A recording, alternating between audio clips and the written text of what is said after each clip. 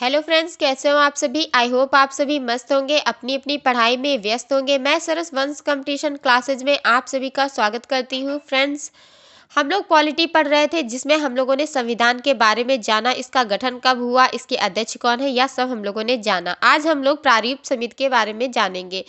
Friends, प्रारूप समिति किसे कहते हैं तो संविधान में बनाए गए प्रावधानों पर विचार करने हेतु प्रारूप समिति का गठन हुआ। इसमें 7 सदस्य थे और इसका गठन 24 अगस्त 1947 में किया गया। फ्रेंड्स, क्वेश्चन इसमें इस प्रकार से पूछे जाते हैं कि प्रारूप समिति में कितने सदस्य थे, तो इसका आंसर है इसमें 7 सदस्य थे। और अगर क्वेश्चन पूछा जाए कि इसका गठन क्यों किया गया, तो संविधान में बनाए गए प्रावधानों पर विचार विमर्श करने के लिए इसका गठन किया गया। अगर बात की जाए कि इसका गठन कब हुआ, तो 24 अगस्त 1947 में इसका गठन किया गया। इस प्रकार से इसमें क्वेश्चन बनते हैं। और इसके सदस्यों के बारे में देखें तो ट्रिक के बारे में अगर हम लोग बात करें तो भीम, गोपाल, कृष्ण, कन्हैया, माधव को लेकर मोहम्मद साहब के खेत पर गए। यह इसकी ट्रिक है। अगर आप लोग ट्रिक से याद करना चाहें तो आप लोग ट्रिक से याद करें, नहीं तो आप लोग ऐसे, अगर आप लोगों को याद हो जाए तो आप लोग ऐसे याद कर लें। तो इसके जो 7 सदस्य हैं वो मैं आप लोगों को बताती हूँ। भीमराव अंबेडकर, एन गोपाल स्वामी अयंगर, कृष्ण स्वामी अय्यर, कन्हैयालाल माणिकलाल मुंशी, एन माधवराव, सैयद मोहम्मद सादुल्ला और डीपी खेतान, ये इसके 7 सदस्य हैं। और अब हम कुछ इम्पॉर्टेंट पॉइंट है उसके बारे में डिस्कस करेंगे। तो संविधान के समस्त प्रारूपों पर 114 दिन की बहस चली और 284 सदस्यों ने प्रारूपों पर हस्ताक्षर करके अपनी सहमति प्रदान की, जिसमें 8 महिलाएं थीं। दूसरा पॉइंट इसमें यह है कि 15 महिलाओं का निर्वाचन हुआ, जिसमें एकमात्र मुस्लिम महिला बेगम एजाज रसूल थी।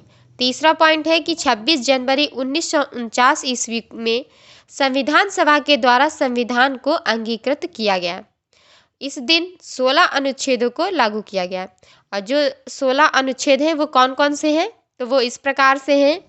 अनुच्छेद 5, अनुच्छेद 6, अनुच्छेद 7, अनुच्छेद 8, अनुच्छेद 9, अनुच्छेद 60, अनुच्छेद 324, अनुच्छेद 366, अनुच्छेद 367, अनुच्छेद 379, अनुच्छेद 380, अनुच्छेद 388, अनुच्छेद 391, अनुच्छेद 392, अनुच्छेद 393 और अनुच्छेद 394।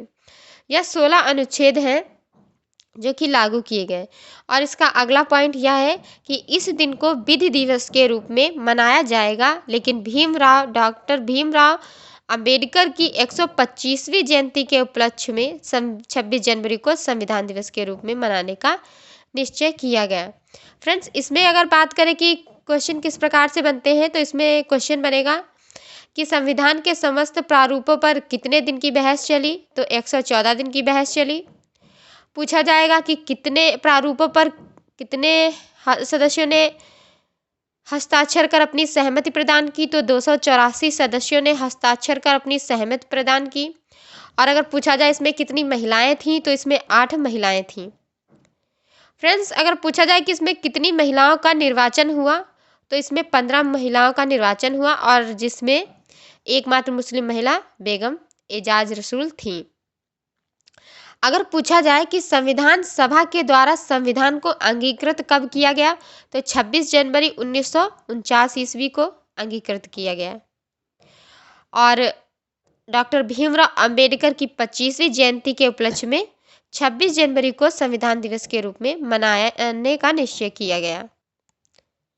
अगला पॉइंट है कि 24 जनवरी 1950 को संविधान सभा की अंतिम बैठक हुई और 26 जनवरी 1950 में भारत का संविधान लागू किया गया। क्वेश्चन पूछा जाएगा कि भारत का संविधान कब लागू किया गया, तो 26 जनवरी 1950 को लागू किया गया। फिर बात करते हैं कि इसका ऐतिहासिक महत्व क्या है। तो फ्रेंड्स, 31 दिसंबर 1929 में पंडित जवाहरलाल नेहरू ने लाहौर के रावी नदी के तट पर एक तिरंगा झंडा लहराते हुए पूर्ण स्वराज की मांग की और साथ ही यह भी निश्चय किया कि 26 जनवरी 1930 में भारत की जनसभा को संबोधित करते हुए पूर्ण स्वराज की बात कहेंगे और जब भी स्वतंत्र होंगे अपने भारत का संविधान 26 जनवरी को ही लागू करेंगे। फिर बात करते हैं कि भारतीय संविधान पर विदेशी क्या प्रभाव पड़ा। तो भारत के संविधान को उधार का थैला भी कहा जाता है, क्योंकि इसमें बनाए गए प्रावधान बाहरी देशों के संविधान के लिए गए थे। अब बात करते हैं कि जो इसके प्रावधान है उसके स्रोत कहाँ से लिए गए हैं। तो या जो है पेपर में बहुत ज़्यादा पूछे गए हैं क्वेश्चन, एक ना एक क्वेश्चन इसमें जरूर बनता है, तो आप लोग ध्यान से इसको नोट कीजिएगा। मूल कर्तव्य जो है इसका स्रोत कहाँ से लिया गया है, तो रूस सोवियत संघ से इसका स्रोत लिया गया है। फिर बात करते हैं कि गणराज्य का कहाँ से लिया गया है, तो गणराज्य फ्रांस से लिया गया है। संघात्मक शासन व्यवस्था कहाँ से लिया गया है, कनाडा से लिया गया है। संविधान संशोधन कहाँ से लिया गया है, तो दक्षिण अफ्रीका से लिया गया है। विधि द्वारा स्थापित प्रक्रिया, मूल अधिकार, वित्तीय न्याय की स्वतंत्रता, आपात प्रस्तावना का प्रारूप और राष्ट्रपति पर महाभियोग, यह कहाँ से लिया गया है, तो यह अमेरिका से लिया गया है। फिर बात करते हैं कि एकल नागरिकता कानून बनाने की प्रक्रिया, संसदीय व्यवस्था, विधि का शासन, यह कहाँ से लिया गया है, तो यह ब्रिटेन, यूके या इंग्लैंड से लिया गया है। प्रस्तावना की भाषा और संवर्ती सूची कहाँ से लिया गया है, तो यह ऑस्ट्रेलिया से लिया गया है। आपातकाल एवं मूल अधिकारों पर इसके प्रभाव यह कहाँ से है, तो यह जर्मनी से है। और राज्य के नीति निर्देशक तत्व, जो कि बहुत ही इंपॉर्टेंट है, अधिकतर पूछा गया है, यह कहाँ से लिया गया है, या आयरलैंड से लिया गया है। राष्ट्रपति द्वारा राज्यसभा में जो 12 सदस्य मनोनयन किया जाता है सदस्यों का, वह भी आयरलैंड से ही लिया गया है। फ्रेंड्स, अब हम लोग संविधान में जो हमारी अनुसूचियां हैं उनके बारे में पढ़ेंगे। तो हमारी जो अनुसूची है वो 1 से 12 तक हम लोग पढ़ेंगे। इसकी ट्रिक है, अगर आप लोग ट्रिक वाइज याद कर पाते हैं तो ट्रिक वाइज याद कीजिए, और ऐसे याद कर पाते हैं तो ऐसे याद कीजिए। इसकी ट्रिक है, 6वें सास जाकर पिसाए ससुर भाभी दाल पीती नगर में।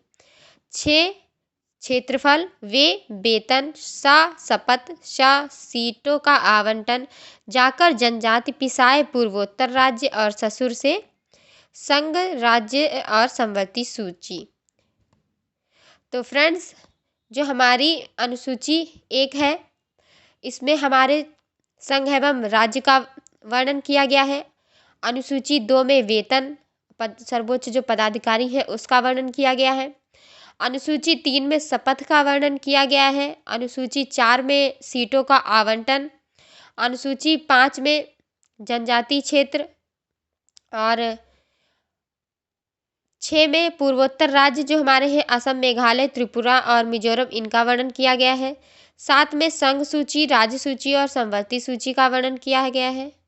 अगर बात करें कि संघ सूची के अंतर्गत कौन कौन से विषय आते हैं, तो संघ सूची के अंतर्गत बैंक, डाक, जनगणना, आयकर, रक्षा, बीमा, नागरिकता, विदेशी मामले, निगम कर, अवशिष्ट विषय, और राज्य सूची के अंतर्गत पूछे जाए कौन कौन से विषय आते हैं, तो पुलिस, जेल, सिंचाई, मनोरंजन, मेला, व्यापार, बाजार, स्थानीय स्वशासन, नगर निगम, नगर पालिका, पशुपालन आदि, शराब आदि राज्य सूची के अंतर्गत आते हैं। और अगर बात करें संवर्ती सूची के अंतर्गत कौन कौन से विषय आते हैं, तो विद्युत, वन, शिक्षा, परिवार नियोजन, जो है ये हमारे संवर्ती सूची में आते हैं। वर्तमान में इसमें 52 विषय हैं। और अगर 8वीं अनुसूची में बात करी जाए तो 8वीं अनुसूची में भाषा के बारे में वर्णन किया गया है। हमारे जो मूल संविधान है उसमें 14 भाषाएं थी और वर्तमान में 22 भाषाएं हैं। अंग्रेजी भाषा नहीं है, और जो इसमें भाषाएं शामिल की गई हैं वो हैं सिंधी, नेपाली, मणिपुरी, कोंकणी, बोडो, डोगरी, मैथिली और संथाली। फ्रेंड्स, आज जो हमारा टॉपिक है वो यहीं पर हम लोग समाप्त करते हैं, और इसके बारे में हम लोग आगे डिस्कस करेंगे अगले वीडियो में। अगर आप लोगों को कोई भी शिकायत हो तो आप लोग कमेंट बॉक्स में ज़रूर बताइएगा, और लाइक, शेयर और सब्सक्राइब कीजिएगा। आप लोग ना तो लाइक करते हैं ना तो आप लोग कमेंट करते हैं। अगर आप लोग ऐसे ही करेंगे तो फिर मुझे मोटिवेशन कैसे मिलेगी। तो फ्रेंड्स, आप लोग प्लीज़ चैनल को लाइक, शेयर और सब्सक्राइब कीजिए। प्लीज़ मेरा सपोर्ट कीजिए। Thanks for watching this video.